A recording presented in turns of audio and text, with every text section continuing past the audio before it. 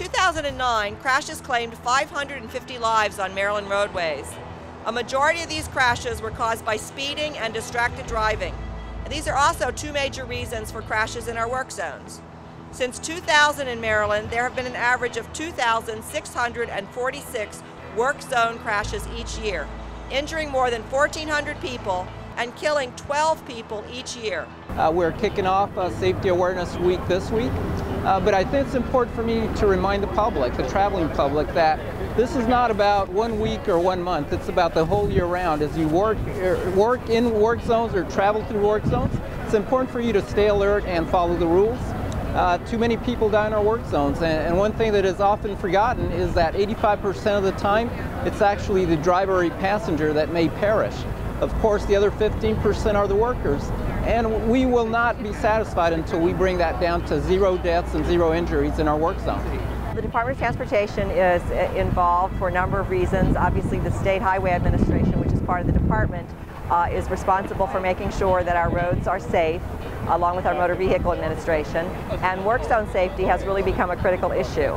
And this week is National Work Zone Safety Week, and so the governor has made April National Work Zone Safety Month. And we really just want to draw attention to people about how much they really need to be careful and slow down and take extra precaution when they're in a work zone. My name's Letitia Guzman. I'm here today because my father was hit by a vehicle in a work zone area on March 22nd.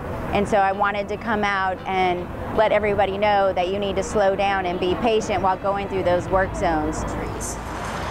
Witness accounts describe how a young driver failed to obey the stop signal being held by my dad in the work zone. He struck my father with his car, throwing him up in the air and then to the ground. My father's going to be in rehab for a long time. He's going to have a long recovery. I'm not sure when he'll be coming home. My name is Laurie Moser, and I'm here from Frederick County today because my husband, a 21-year state highway employee, was killed in a work zone accident on June 26, 2007. Our family made a strong decision shortly after Rick's death to come forward with our story because we don't want to see any other families suffer the tragedy that we have.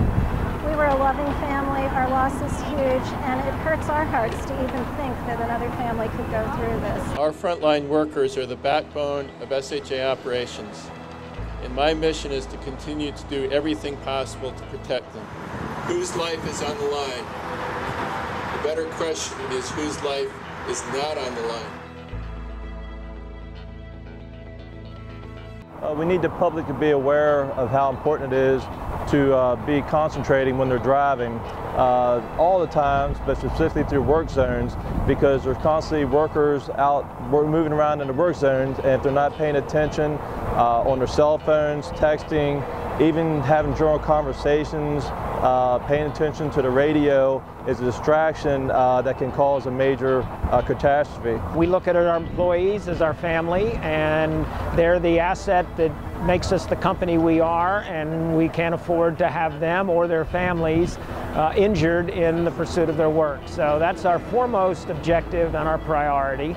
My experiences on the road with work zone traffic is a lot of drivers, they are very unattentive, and we see that they're not paying much attention, but we try our best to put everything out there to make them pay attention, to see us out there when we are working. We need the public to pay attention to all the signs and the message boards that we have.